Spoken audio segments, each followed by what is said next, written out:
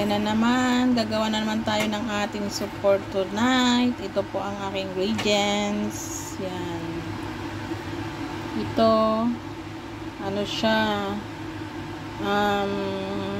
kamuting kahoy na tuyo.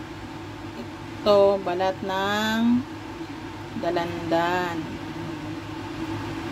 Tapos yan, di ko alam kung ano to. Ito, brown dates. So, yung iba mga beans. Yan, binabad ko na siya. Tapos yan, di ko din to alam kung ano to. Prutas to, prutas.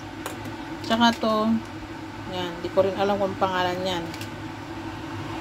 Yan yung ingredients ko ngayon pang soup. Tsaka to, baboy, pinakuluan ko na siya. Yan, ilalagay ko na yan dyan sa kasirola. Tapos yan, pinakukuluan ko na siya ito.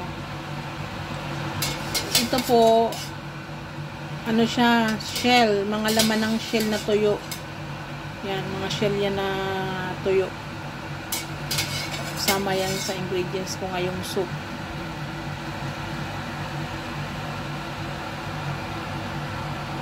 Yan ang aking gagawin ngayong gabi na soup.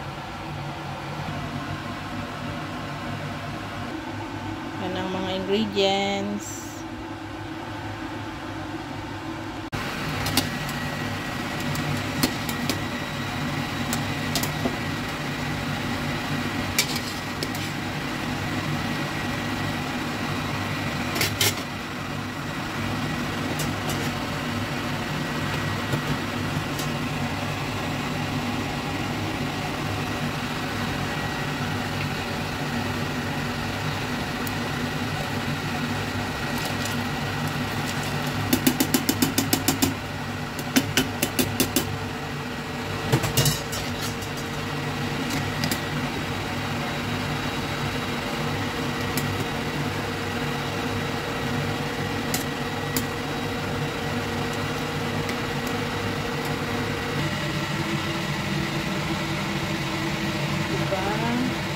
Okay na siya. Ito na siya. Anong hindi nawawala dito. Soup sa aking employer. Yan. Puro soup ang gusto nila.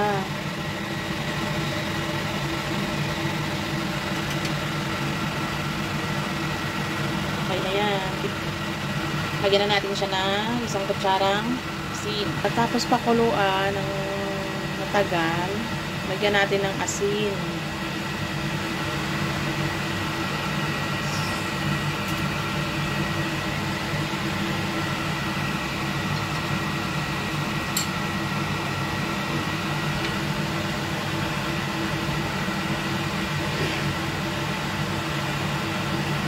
Tagal ko siya pinakuluan, tingnan mo. Rosy na siya.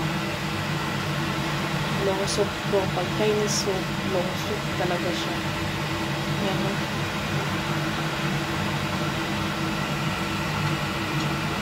Sarap yan. Healthy soup po yan. Bye-bye. Thank you for watching. Finish na ang aking soup. Thank you.